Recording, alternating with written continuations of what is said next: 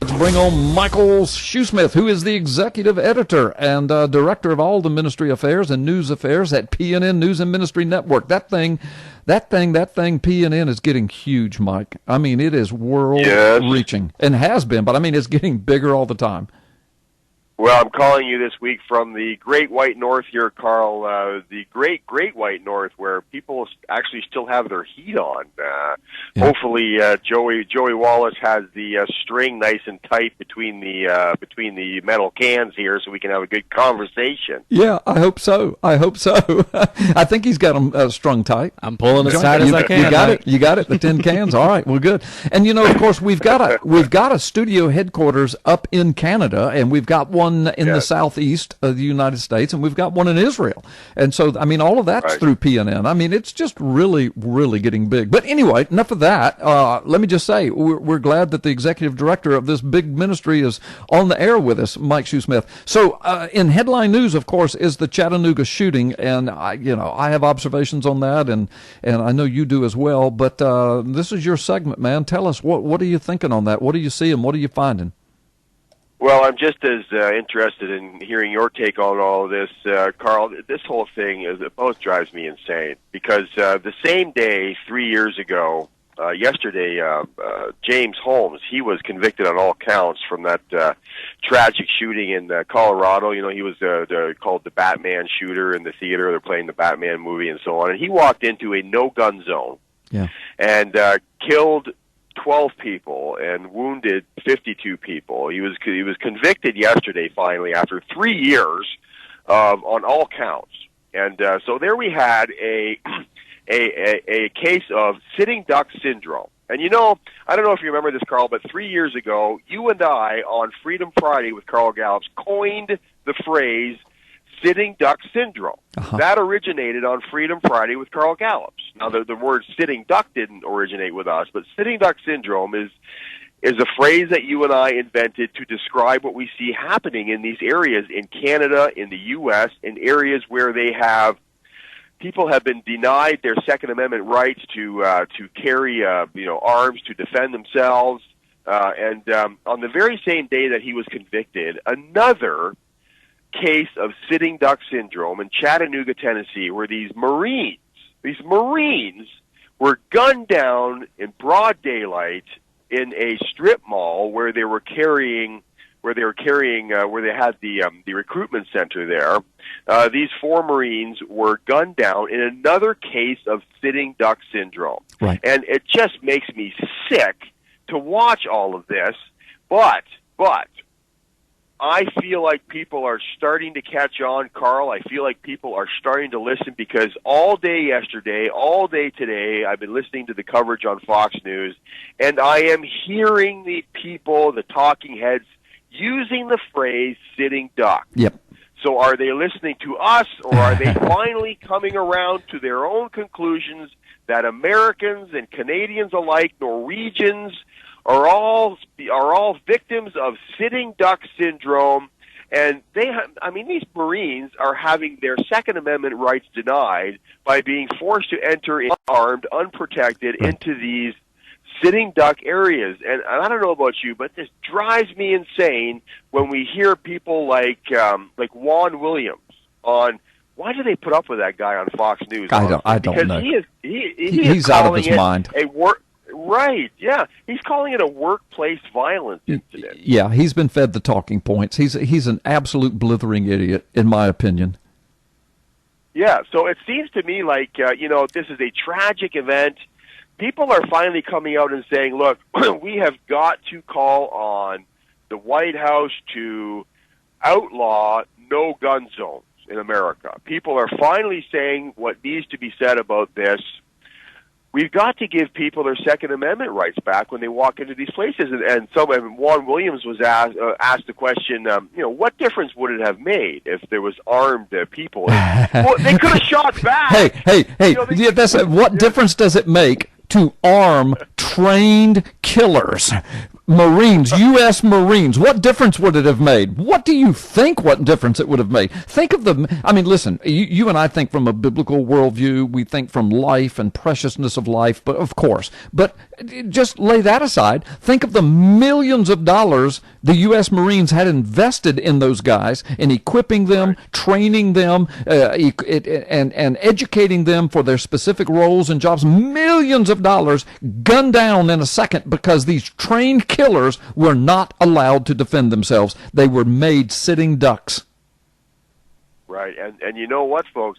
This was a successful terrorist attack. Yes, this was a success for them because he got to for Allah. This is all over the web. His own personal web properties, his social networking. He did this for Allah.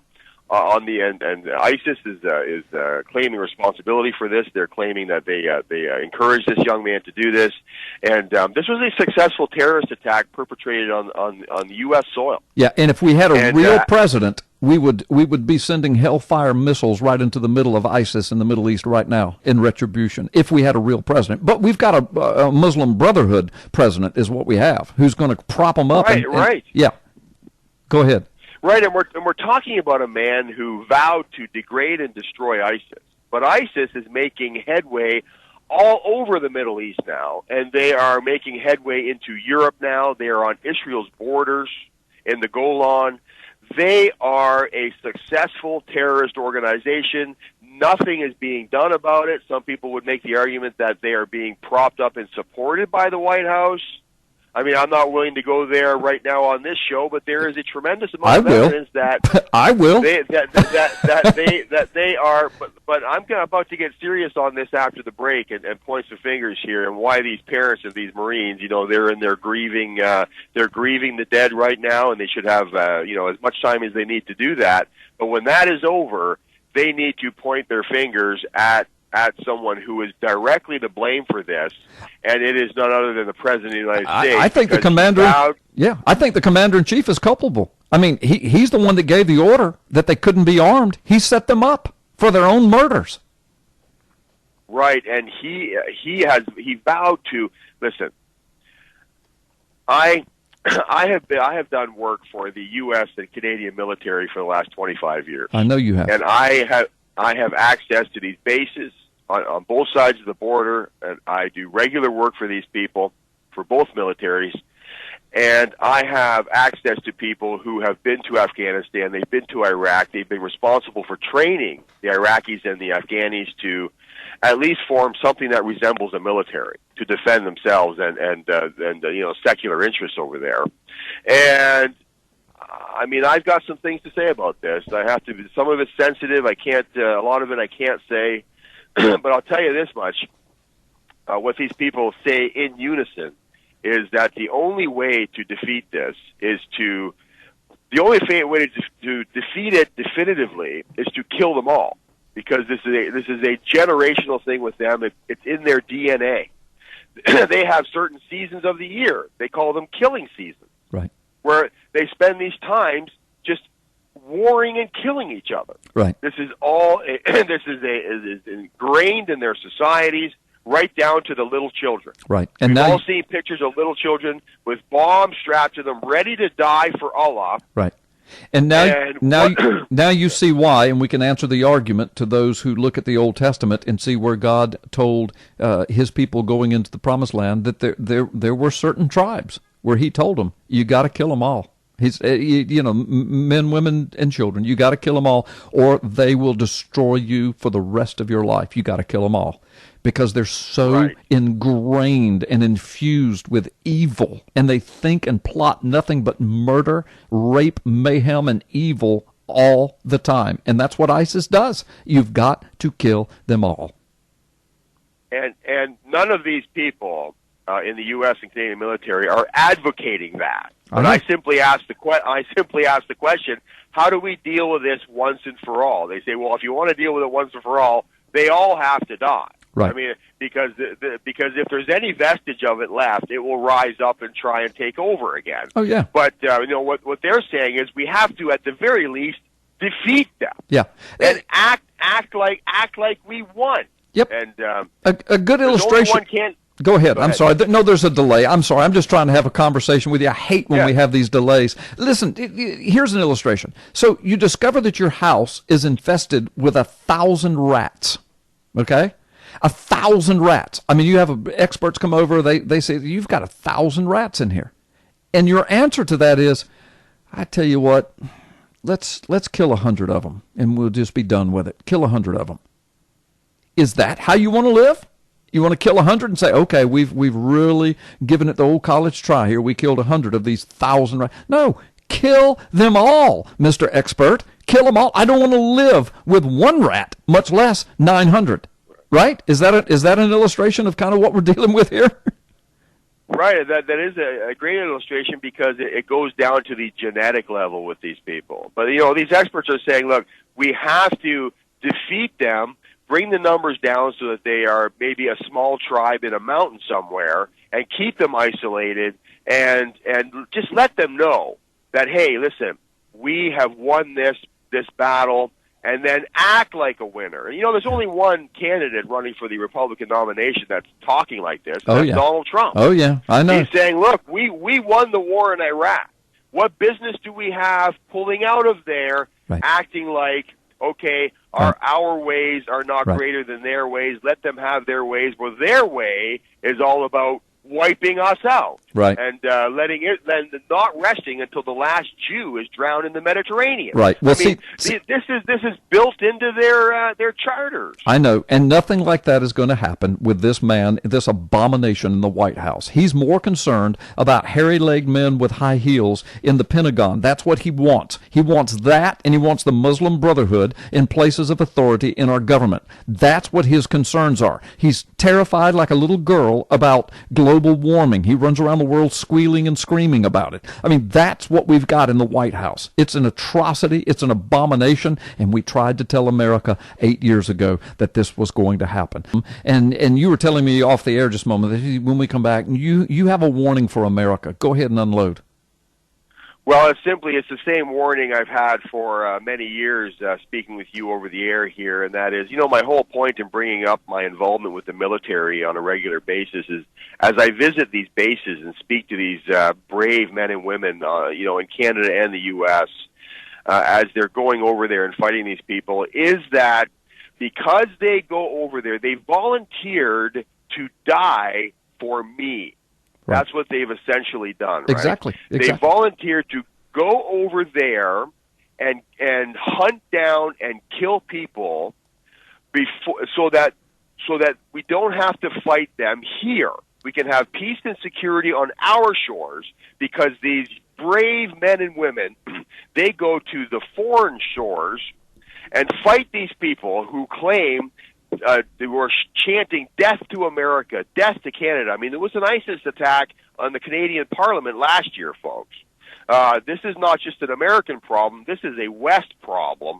And I thank God. Sometimes I break down in tears thanking these young men and women for defending me so that I don't have to worry about being in a strip mall somewhere and some psycho Muslim drives up in a Mustang, leans out of the car window, and starts shooting up the place. Okay, I thank God for that. And you and I have been warning for years, if we don't take the handcuffs off of these military personnel overseas and say, look, do what you have to do so that I can be safe here because they want to come here to hurt me and my family, please do what you have to do. Okay, now, what we see happening now, the Canadian Parliament was attacked by an ISIS marauder last year. The ISIS people have attacked people in Texas and now in Chattanooga. They're on our soil attacking us, and here's the fresh warning. If we don't deal with this now on a more serious level, we are going to find people coming into your homes, dragging you or your children out of their beds in the middle of the night, and they are going to start cutting your heads off on your own front yard. This sounds very extreme. No, that's what they say. That's what they want. Yeah. That's what they want, and this is coming. We have been warning for years that these attacks would come to our shores. They will not stop. until they have a caliphate around the world. That is their mission. Yeah. That is their mission, Carl, and this is coming. Now, listen, you know there are people who are constantly allowed to walk around these strip malls with guns all the time? Yeah. These people, these no-gun zones, these signs that say no guns allowed do not apply to these people. Oh, of course not. Think about this. Think about the bank teller machines in these malls. Think about the banks in these malls. They have money, right? How do they get the money? They get the money by guys driving up in trucks with guns. They walk through the mall. They ignore the signs. They walk through the malls with carts loaded with cash, and they're filling up these bank machines and the vaults in the banks in these malls. These no-gun signs do not apply to them. Why? Because they're protecting the money. Yeah. Isn't that an abomination? That money is a higher priority than people in Canada and the United States. I mean, this just drives me out of my mind that little children in schools are less valuable than money in Canada. In Canada and the United States, all the schools are no-gun zones, and yet banks and bank teller machines and automated teller machines, I mean, that money is protected. You will not get anywhere near it without being killed because the money is everything. Right. And I'm telling you, man, this just drives me insane. Right. We have got to start protecting our children. Yeah, it is insanity, and I'll give you an illustration. I've done this before. I live in a state and in the southeast, in a portion of our nation, where we have a reciprocal agreement with 36 other states, or maybe 38 other states, where you can have concealed weapon permit. In some of these states, you can, have open carry if you want. But it's amazing. The state of Florida trusts me to be armed, and I usually am at all times, heavily. They trust me to be armed in the streets and in the grocery stores and in the malls and all these places. But they say, oh, no, we don't want Carl Gallups on the campus of a high school. Well, why? Are you afraid Carl Gallups is going to shoot kids on a high school campus? Of course not. If something broke out there, wouldn't you like to have a bunch of Carl Gallups there who are armed? I mean, I'm an ex-cop who know what to do. I mean, it's insane. It's absolutely insane. You're right. Children are less valuable than money. Mike, we've got to go. This was amazing. Thank you for all your time and effort today. God bless you.